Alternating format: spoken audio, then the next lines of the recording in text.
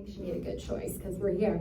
But when I went to those auditions, I saw that I didn't have the technical foundation. And whilst I did get into one program I didn't get into, I didn't have the foundation. When I was in that program, I really noticed that I was missing. There's some seats up here too, guys, if you want to come on up. You're more than welcome to. There's some chairs.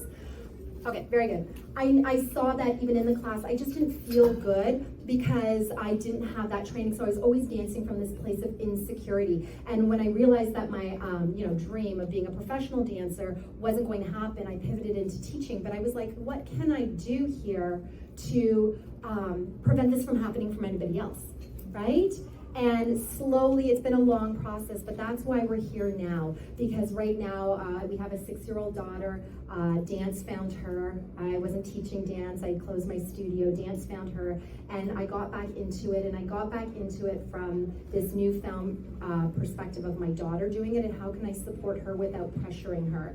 And then just my love for rec dancers grew. And I'm so excited to see all of you guys here because this means that rec dancers matter to you too. And that fills my heart with joy because it's so important. We were all rec dancers. We all started out like that. Every single dancer that is an amazing, competitive, elite level dancer was once a week rec dancer. And they get lost in the shuffle, so I'm thrilled to have you all here. There's a couple of seats up front. You can come and sit up here, guys, if you want. Like, come and sit on the floor. Matt will get up and sit over here. He said, I'm happy not to sit at the front again. I'm like, oh, Matt, come sit at the front with me. What slide are we on? Oh, we haven't started. Okay. Okay. Yesterday, Matt, I was not clear on switching slides, so we'll get clear today. Anyway, so that's why we're here, right? It's how do we take this class, these recreational dancers, and help cultivate them within their potential as once-a-week dancers? And how do we give them something where they feel like they're learning and they're growing and we feel inspired as teachers? And so they could do competitive dancing later, or they could never do it, but they don't have to quit because they're not a competitive dancer. Does that make sense? Or if you're that competitive dancer, and we've all been there, not me personally, but if you've been there and I've seen it as a teacher and they're burnt out and they can't handle that competitive schedule anymore, then they're lost because they're like, I can't go back to rec. I'm not learning. Nothing is happening here. And then they quit dance. And like all our hearts are like breaking. Maybe that's happened to you. But by coming here together and figuring out our rec program, right, and figuring out how to like reinvigorate it and make it important, we're providing a space for those dancers that maybe they were you to come back, leave competitive, and still be able to train. And keeping rec dancers in from age like 3 to 17. Wouldn't that be amazing? Okay, so let's get into it, my friends. I'm gonna put the glasses on, smile and nod. You're a little bit blurry, but not as bad as yesterday. Okay. So, slide 2, Matt. All right. Might be too far away. No, you gotta come sit up. Okay.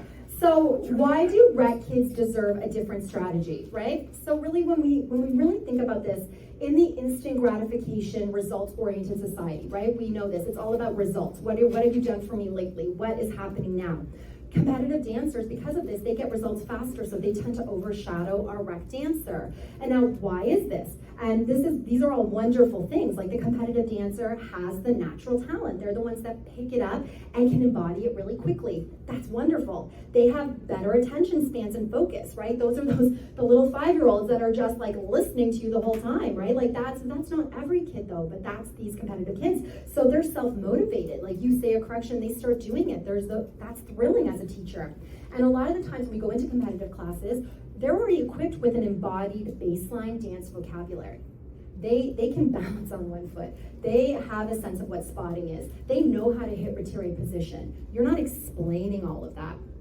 And they train multiple times a week. Again, they achieve their results faster. And this is why they overshadow. This is why they're able to get results a lot quicker. They're easier to teach and they require less effort. And it's fun, right?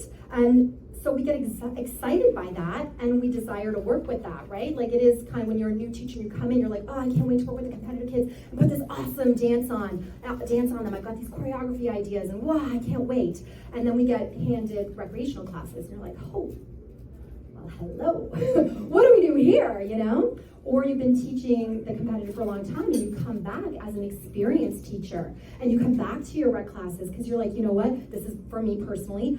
When I had my studio, I said, oh no, I trained in the 80s and 90s, early 90s, loosely, once a week recreational. And I thought jazz dance was supposed to be embarrassing. Like, it was, like, I chassé ball changed and pas de bourrée, like, pas de bourrée, different hands, right? Like, I did that from age, like, 7 to 17. And I was like, oh my God, jazz dance is so embarrassing. Like, I'm embarrassed to have my high school boyfriend come and watch me. But I love it so much, and it feels so good. I'm like, I'm gonna be the best bad jazz dancer out there. And I, like, committed to my pas de bourrées. But, like, imagine my surprise when I got into my other class. Anyways, I'm on a tangent right now, stop me. Everyone, like, go like this when I get on a tangent, okay? I'll see that.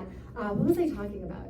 Oh, you're an experienced teacher. So I was like, let me just get, it's not natural. I could watch that new way of contemporary, and I could study those partnering lifts because I had boys, and I was like, okay, but it would take me hours to like break down what that lift was happening, and then somebody would come in that was young and actually did those lifts, and they could do it easier. And I went, okay, I don't need to do this. You may do it. And then I went back to my rec classes, and I'm just like, why can't you point your toe? You know what I mean? Because I was just used to that level. So whether you're, that new teacher who doesn't know what to do, or you're that experienced teacher coming back, it's a whole new ballgame, right? So we get to these recreational dancers. Slide 3. Thank you. Yes. Okay, so it has to be, these dancers, they have to be nurtured. We're talking about why the competitive dancers overshadow the rec dancers. So the rec dancer has to be nurtured and cultivated. Like, let me say that again. Nurtured and cultivated slowly, like eye level, you gotta uncover their awareness of technique. They have no ideas. They can, barely stand on one leg. They don't know how to stand up tall. It's just all of this is new because they're dancing usually for the very first time. And they're learning dance class etiquette, right? So you're spending a lot of your time, you're excited to get to like the big, tricks. You're like, we're gonna do pirouettes, but they don't even know how to stand in a line. You're like, okay, everybody go spread out in the center, and they all like come over here and stare and stand backwards in a clump.